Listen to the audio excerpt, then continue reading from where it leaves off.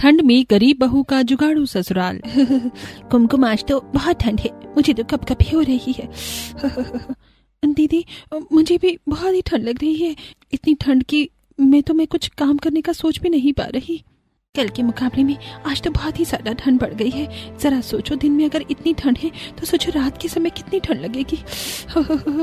दीदी रात की तो बात ही मत करो, एक चादर में पूरा परिवार सोता है, उसे तो ठंड रुकने वाली नहीं, और ऊपर से इस टूटे फूटे और उखड़े छत में आ रही ठंडी हवा आत्मा तक को जमा देती है। बड़ी बहू सीमा और छोटी बहू कुमकुम सुशीला की बहुएं हैं जो कि गरीबी की मारी हैं। 2 बेटों की दिहाड़ी से किसी तरह घर का गुजारा चलता है, पर ठंड के मौसम में पैसों के अभाव के कारण से इनके जीवन में काफी सारी समस्याएं होती हैं।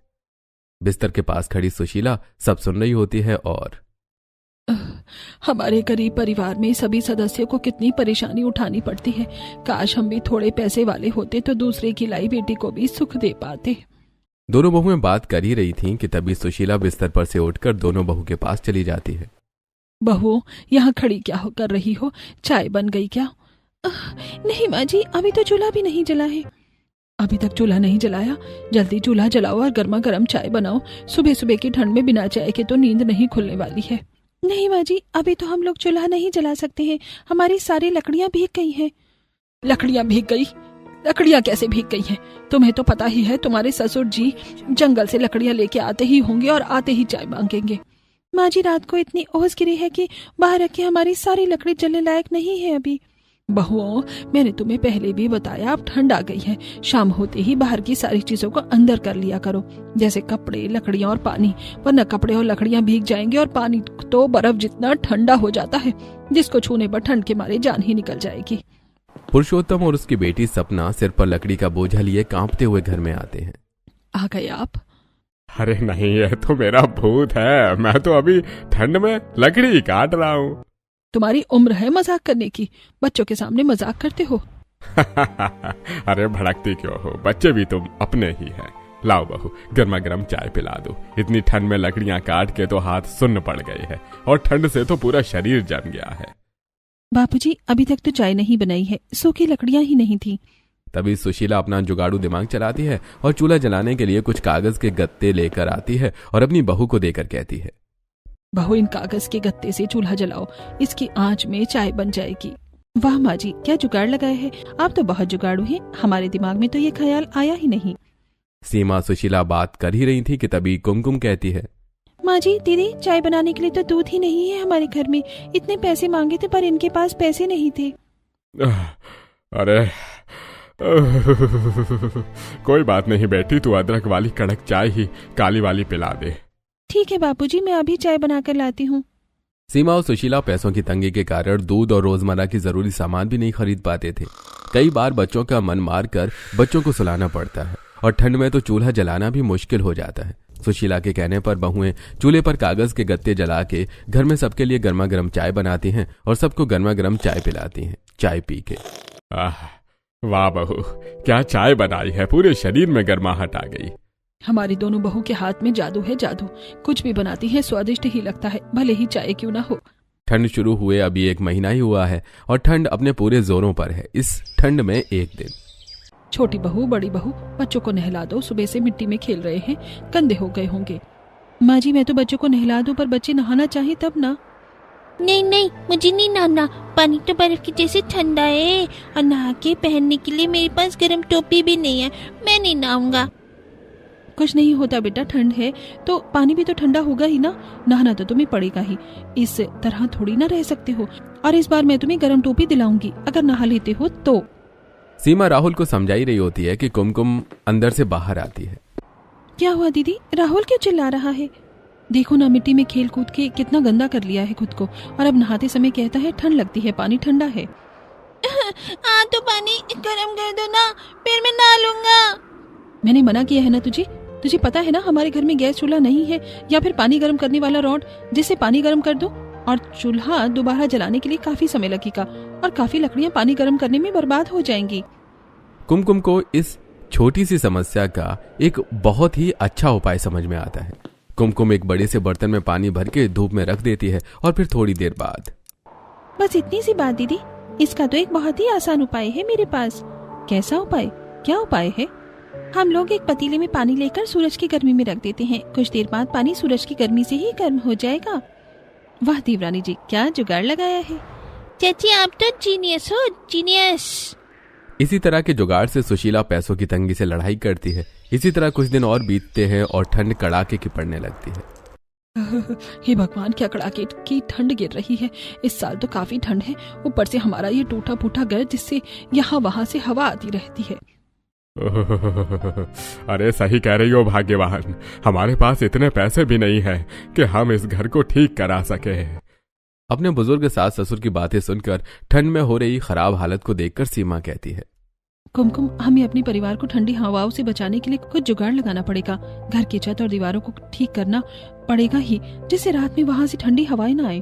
पर दीदी, हम क्या ही कर सकते हैं? हमारे पास तो इतने पैसे भी नहीं है कि हम अपने घर की मरम्मत करवा सकें। किसी तरह तो रूखी सूखी धोने वाले के पैसों का जुगाड़ हो पाता है। इस समस्या का उपाय शायद मेरे पास है, चलो मेरे साथ। सीमा एक टोकरी लेकर कुमकुम के साथ जंगल के पहाड़ के पास चली जाती है। ये देखो कुमकुम, ये चूना पत्थर की मिट्टी है, इससे हम अपने घर की दीवारों की मरम्मत कर सकते हैं। चूने पत्थर की मिट्टी से? पर कैसे? पहले जल्दी से इस मिट्टी को टोकरी में भरकर ले चलते हैं। घर चलकर बताऊंगी। यहाँ बहुत ठंड लग रही है। वैसे भी अभी हमें एक चीज की और जरूरत है, कहीं सूरज ढल गया तो हमें बड़ी परेशानी हो जाएगी। सीमा और कुमकुम टोकरी में चूना पत्थर की मिट्टी भरकर घर के लिए निकलती हैं और रास्ते में एक जगह रुककर मिट्टी और गौशाला में जाकर गाय का गोबर भी ले लेती हैं और चली आती हैं। भाभी, आप लोग कहाँ गए थे और ये आपके हाथ में क्या सामान है? ये मिट्टी और गोबर को मिलाकर मैं घर के बाहर दीवारों पर लगाऊंगी और चूना पत्थर की मिट्टी को पानी में मिलाकर मैं घर के अंदर की दीवारों पर लगाऊंगी। इससे हमारे घर की दीवारों पर सीलन नहीं आएगी और जो छोटे छोटे गड्ढे हैं वहां से रात में ठंडी हवा भी नहीं ढुकेगी। सूरज ढलने से पहले दोनों बहुएं मिलकर घर की दीवारों को अंदर से चूना पत्थर के मिट्टी से और बाहर काली मिट्टी में गोबर मिलाकर लीप देती हैं। बहू, तुमने तो बड़ा ही सस्ता और अच्छा जुगाड़ लगाया। हमारे घर की मरम्मत भी हो गई और एक पैसे भी खर्च नहीं करने पड़े। सच में मुझे बहू के रूप में तो बेटी मिली है। रात को जब दोनों भाई बाहर से आते हैं तो उन्हें घर में आते ही गर्माहट का एहसास होता है। अरे क्या बात है, आज हमारा घर काफी गर्म लग रहा है। पहले तो बाहर की ठंडी हवा से घर भी ठंडा हो जाता था, पर आज ऐसा नहीं है। बड़े भैया, दीवारों को देखो, दीवारों पर लिपाई की गई है। लिपाई किसने की? अरे दूसरा कौन करेगा, तुम्हारी पत्नियों ने ही किया है। तुम दोनों ने बहुत ही अच्छा जुगाड़ लगाया है। बाहर मिट्टी और गोबर का लेप दीवारों को ओस में सीलन नहीं देगा और अंदर लगाया हुआ चूने मिट्टी का लेप घर में गर्मी बनाए रखेगा। इससे हमारा घर गर्म रहेगा। पूरे घर को सीमा का जुगाड़ काफी पसंद आता है और फिर सभी खाना खाने बैठते हैं। खाना खाते हुए, अरे ये सब्जी क्या बर्फ से बनाई है जो इतनी ठंडी है? इतनी ठंडी में तो ठंडी सब्जी रोटी के साथ कैसे खाऊं? इसे गर्म करके लाओ भाई। हमने जब सब्जी बनाई थी तब सब घर में ही थे, फिर आप लोग इतना लेट खाते हैं कि सब्जी ठंडी हो जाती है। मैं बार बार सब्जी गर्म नहीं कर सकती। ठंड में लकड़ियों पर चूल्हा जलाना कोई आसान काम है क्या? तुम दोनों छोटे बच्चे हो क्या, इस तरह लड़ रहे हो? सब्जी मैं गर्म कर देती हूँ, लेकिन तुम लोग जल्दी खा लिया करो। सीमा सब्जियां गर्म करने जाती है और लकड़ियों को जलाते समय उसके निकले धुएं से खांसने लगती है। देख, सिर्फ तेरी वजह से बहू को दोबारा से इतनी मेहनत करनी पड़ रही है। अरे माँ, इतनी जल्दी क्या रहती है चूल्हा बुझाने की? थोड़ी देर आंच इसी में छोड़ दिया करो। सीमा खाना गर्म करके ले आती है। सभी खाना खाकर सोने चले जाते हैं और सोते वक्त, माँ मुझे बहुत डर लग रही है और कुछ है तो दो ना ओढ़ने के लिए। हाँ, और कोई चादर बिस्तर हो तो निकाल दो। बहुओं ने दीवार तो ठीक कर दिए, पर छत पर रात भर ओस गिरने के बाद छत से भी ठंडी हवा आने लगती है। जितने बिस्तर घर में थे हमने सब लगा दिया है और बिस्तर चादर नहीं है घर में। आप सभी लोग सो जाइए। मैं और भैया कल बाजार जाकर कुछ चादर या रजाई गद्दे लेकर आ जाएंगे। अगले दिन उत्तम और प्रीतम बाजार जाते हैं चादर लेने और बाजार की दुकान में। भैया, वो मोटी वाली चादर किसने की दी है? अरे वो चादर, वो तो भैया 600 रुपए की है। भैया वो रजाई? वो रजाई तो 1500 की पड़ेगी आपको। भैया हमारे पास तो सिर्फ 300 रुपए ही है। आप वो चादर ही 300 रुपए में दे दो ना। अरे नहीं भैया, नहीं होगा ऐसा, कहीं और देख लीजिए।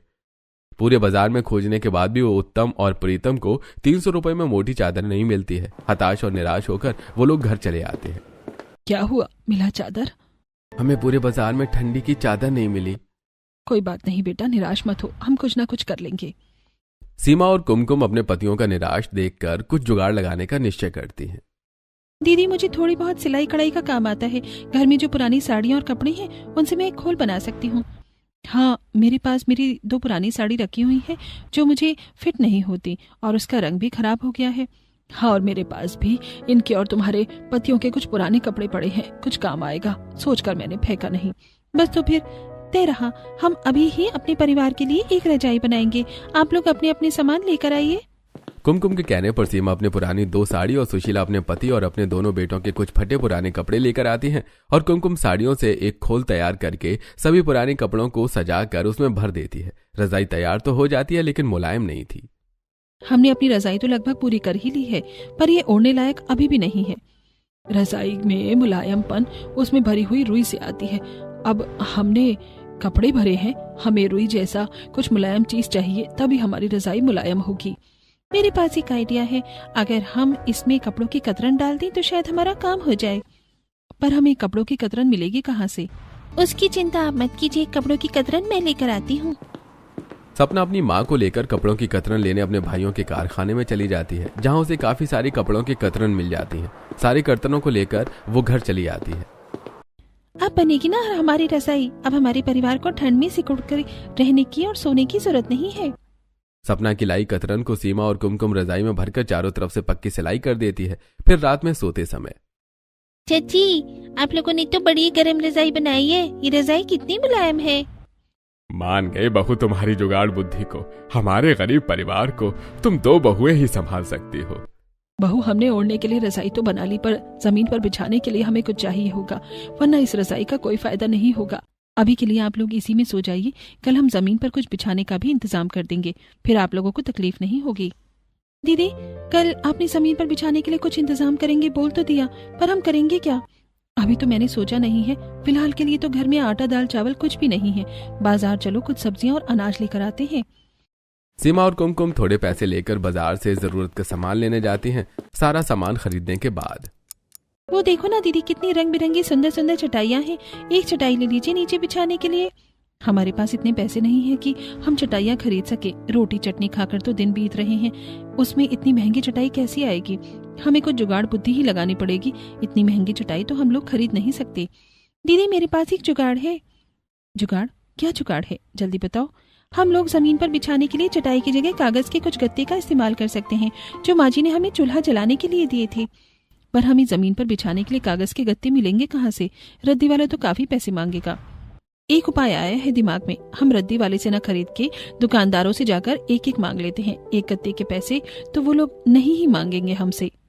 सीमा और कुमकुम बाजार में सभी दुकान के दुकानदारों के पास जा जाकर एक एक कागज के गत्ते मांग लेते हैं, जिसके उन्हें पैसे भी नहीं देने पड़ते हैं। इस तरह उन्होंने काफी गत्ते इकट्ठे करके घर चली जाती हैं। बहू, तुम लोग ने इतने सारे कागज के गत्ते कहाँ से और क्यों लेकर आई हो? माँ जी, बिना जमीन पर कुछ बिछाए आप लोगों को सोने पर कमर में तकलीफ होती है ना, इसलिए हम ये गत्ते लेकर आए हैं, जिन्हें हम बिस्तर के जैसा बढ़िया जमीन पर बिछा देंगे और जो कि एक मोटे गद्दे जैसा काम करेगा, और फिर इसके ऊपर से एक चादर बिछा देंगे। सीमा कुमकुम अपने जुगाड़ बुद्धि और चालाक दिमाग से एक बहुत ही अच्छा बिस्तर बिछाने और ओढ़ने के लिए गर्म मुलायम रजाई तैयार कर लेती है। उन्होंने सोचा था अब उन्हें ठंडी में कोई तकलीफ नहीं होगी। फिर तभी ठंड में बारिश हो जाती है, जिससे ठंड का स्तर और बढ़ जाता है। साथ ही उनकी छत से पानी भी टपकने लगता है। हे भगवान, ये क्या हो रहा है हमारे साथ? एक के बाद एक नई मुसीबत सामने आती जा रही है। हमने किसी तरह ठंड से निपटने का जुगाड़ किया तो हमारी छत खराब हो गई। ऊपर से बारिश ने तो और मौसम को इतना ठंडा कर दिया है कि घर से बाहर निकलना ही मुश्किल हो गया है। बच्चों को तो जुकाम होने का डर हो रहा है। हे भगवान, अरे ये खांसी कैसे हो गई मुझे? मैं तो सही से सांस भी नहीं ले पा रहा हूँ। अब लगता है मेरा अंत समय आ गया है। क्या हुआ जी आपको? आप इतना खांस क्यों रहे हो? और ऐसी बातें मत कीजिए। मुझे तो लगता है बच्चों से ज्यादा खतरा आप बड़े बुजुर्गों को है।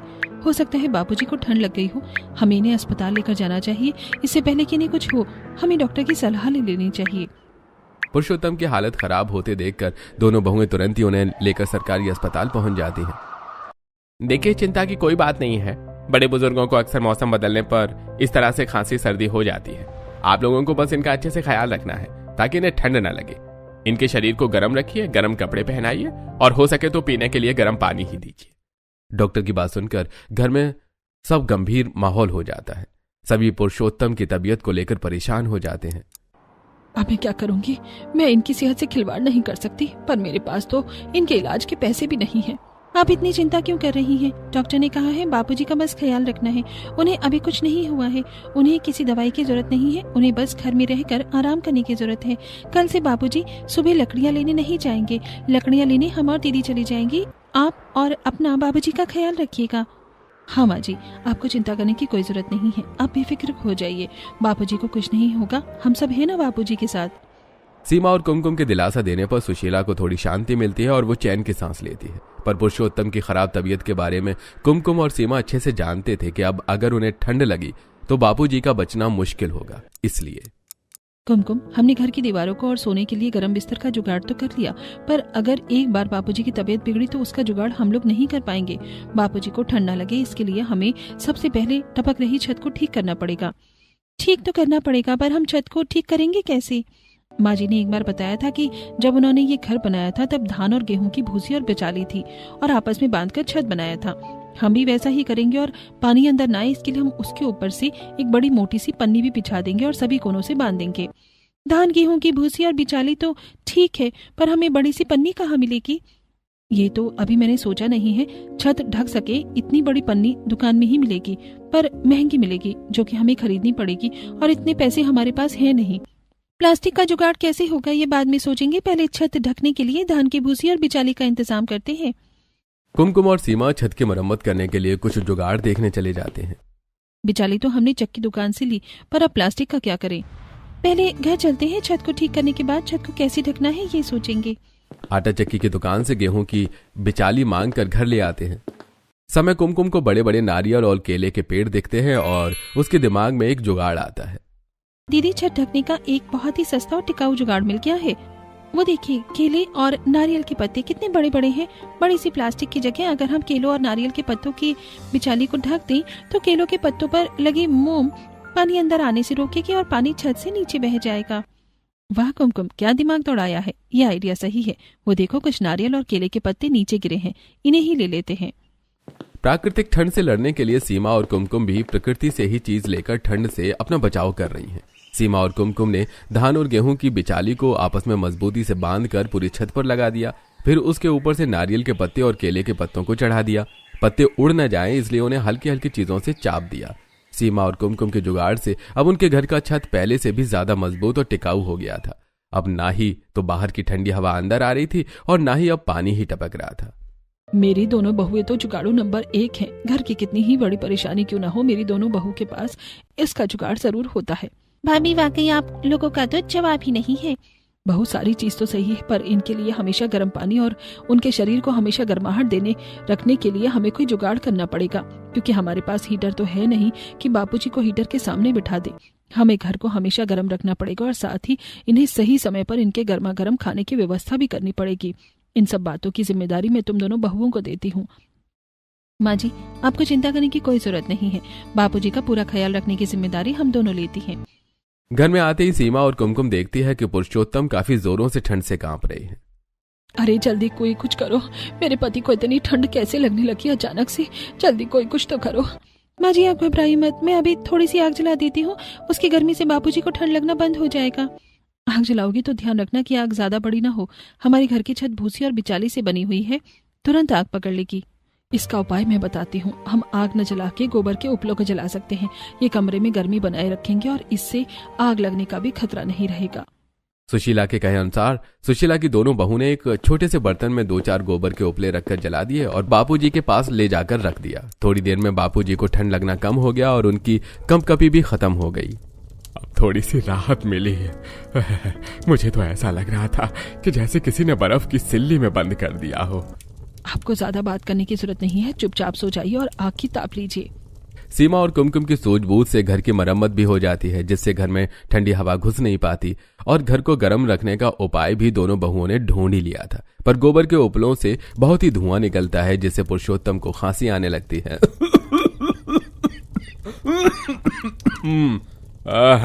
अरे कोई हटाओ इस गोबर के उपले को यहाँ से। अरे कोई हटाओ, ठंड से मरूं चाहे ना मरूं, पर जलते गोबर के उपले से निकलने वाले धुएं से खांस खांस कर जरूर मर जाऊंगा। आप आराम कीजिए बापूजी, मैं अभी गोबर के कंडे को हटा देती हूँ और दरवाजे खोल देती हूँ, जिससे धुआं हवा बाहर निकल जाएगा। कुमकुम गोबर के कंडे को घर से बाहर निकाल देती है और गेट खोल देती है, पर गेट खोलते ही धुआं तो बाहर निकल जाता है, पर ठंडी हवा घर में आ जाती है, जिससे पुरुषोत्तम को दोबारा से कपकपी वाली ठंड लगने लगती है। अरे अरे मुझे माफ कर दो बहू, गरीबी के बोझ के नीचे दबे हुए अपने परिवार को मेरी वजह से कितनी तकलीफ उठानी पड़ रही है। बापूजी, आपसे किसने कहा कि आप हमारे ऊपर बोझ हैं? आपकी सेवा करना तो हमारा कर्तव्य है। आप आराम कीजिए, आपके लिए मैं गर्म पानी लेकर आती हूँ। सीमा बापूजी के लिए पानी गर्म करने जाती है और चूल्हे पर एक पतीले में पानी चढ़ाती है। पानी गर्म होता देखकर कुमकुम के दिमाग में एक उपाय आता है और वो कहती है, माँ जी, बापूजी को धुआं भी ना लगे और उन्हें गर्म ताप भी मिलती रहे, इसका एक बहुत ही अच्छा उपाय मैंने ढूंढ लिया है। हाँ तो बहू जल्दी बताओ, क्या उपाय सूझा है तुम्हें? माँ जी, हम चूल्हे में लकड़ियों की जगह लकड़ियों के बुरादे को भर देंगे और उसे जलाकर उसके ऊपर एक पतीले में पानी डालकर रख देंगे। जैसे जैसे पानी गर्म होगा पानी भाप बनकर पूरे घर में भर जाएगा, जिससे पूरा घर गर्म हो जाएगा, ठीक वैसे जैसे हम हीटर चलाते हैं। भाभी, क्या सही उपाय ढूंढा है? इस उपाय का एक उपयोग ये भी है कि हम जब चाहें तब खाना गर्म कर सकते हैं। हमें बार बार लकड़ियां डालकर चूल्हा जलाने की भी जरूरत नहीं पड़ेगी। इसी तरह कुछ दिन बीतते हैं। अब पुरुषोत्तम की तबीयत पहले से काफी बेहतर हो जाती है। साथ ही बढ़ती ठंड को देखकर क्षेत्र के एमएलए ने गरीबों में कंबल, रजाई और कुछ जरूरी सामान बांटने का निश्चय किया। और फिर अगले दिन, माँ, भाभी, ये देखो मुझे क्या मिला। कहाँ से लाई है ये सामान? ये किसने दिया? कहाँ से मिला? हमारे क्षेत्र के एमएलए ने बढ़ती ठंड को देखकर सभी गरीबों को ठंड से बचाव के लिए जरूरी सामान मुफ्त में बांटा है। कितनी रजाई गद्दे हैं, जरा दिखाना। सपना सरकार से मिली सारी चीज अपनी भाभियों को दिखाने लगती है। अरे वाह, इसमें तो ऊन और 2 चादर हैं। सरकार के दिए गए सामानों का इस्तेमाल करके हम लोग एक काम कर सकते हैं। कुमकुम थोड़ा बहुत कढ़ाई बुनाई जानती थी और सोचती है मुफ्त में मिल रही सामानों को जुगाड़ कर उससे बच्चों और घर के सभी सदस्यों के लिए एक स्वेटर तैयार कर लूं। एक काम और क्या कर सकते हैं? दीदी, सरकार से मिली इन दोनों चादरों को हम घर में इस्तेमाल कर लेंगे और सरकार से मिले ऊन से घर के सदस्यों के लिए स्वेटर बना दूंगी। कुमकुम का आइडिया सीमा सुशीला को बहुत ही पसंद आता है। कुमकुम ऊन से तरह तरह की डिजाइन वाली स्वेटर बनाती है, जिसके बाद जो ऊन बच जाती है उससे पूरे घर को सजाने का सामान तैयार करती है और पूरे घर को रंग बिरंगे ऊनों से सजा देती है। दीदी, जरा यहाँ तो देखना, ये डिजाइन कैसा लग रहा है? बहुत ही सुंदर है। तुम्हारे हाथ में तो कलाकारी है। बहुत सी सुंदर सुंदर घर सजाने वाले सामान और बच्चों के लिए अच्छे अच्छे डिजाइन के स्वेटर बनाकर बच्चों को पहना देते हैं। एक दिन बाहर खेलते बच्चों को हीरालाल नाम का एक व्यापारी देख लेता है। अरे वाह, इन्होंने गेट पर कितनी सुंदर कलाकारी करके पर्दा टांगा है। किसका घर है? पता करना पड़ेगा भाई। हीरालाल घर में जाकर आवाज लगाता है, अरे कोई है क्या एक भाई घर में? किसका घर है ये? क्या हुआ भाई, कौन हो तुम? हमारे घर के पास आकर क्यों चिल्ला रहे हो? जी मैं एक व्यापारी हूँ। आपके दरवाजे पर लगे इन सुंदर पर्दों और बाहर खेल रहे बच्चों के स्वेटर पर की गई डिजाइन को देखकर मैं इस डिजाइन करने वाले से बात करने आया हूँ। हीरालाल की बातें सुनकर कुमकुम गेट के पास चली आती है और बताती है, ये सारे डिजाइन मैंने बनाए हैं। कहिए क्या बात है? मेरी एक दुकान है जिसमें मैं हैंडमेड चीजें बेचता हूँ। हाँ, आपकी कलाकारी की गई चीज मुझे काफी पसंद आई है। अगर आप हमारे दुकान के लिए ऐसे डिजाइन बनाकर दे दें तो मैं आपसे उचित दाम में खरीदने के लिए तैयार हूँ। आप क्या कहती हैं? ये अच्छा मौका है अपनी गरीबी से छुटकारा पाने का। एक बार दीदी से भी पूछ लेती हूँ। जरा 1 मिनट रुकिएगा भाई साहब। कुमकुम सीमा के पास जाती है। सुना दीदी आपने? बाहर एक व्यापारी आया है जिसे मेरे हाथ की बनाई गई पर्दे और डिजाइन काफी पसंद आए हैं। वो हमसे इस तरह डिजाइन के सामान खरीदना चाहता है। उसे मैं हाँ बोल दूं? हाँ, एकदम यही तो मौका है अपनी गरीबी से छुटकारा पाने का। आपसी रजामंदी से कुमकुम हीरालाल को सामान तैयार करके बेचने के लिए हाँ कह देती है और कुछ एडवांस रुपए ले लेती है। पहले ऑर्डर मिलने के बाद पूरा परिवार मिलकर ऑर्डर तैयार करता है और इसी तरह उनकी आर्थिक स्थिति प्रतिदिन ठीक होती चली जाती है।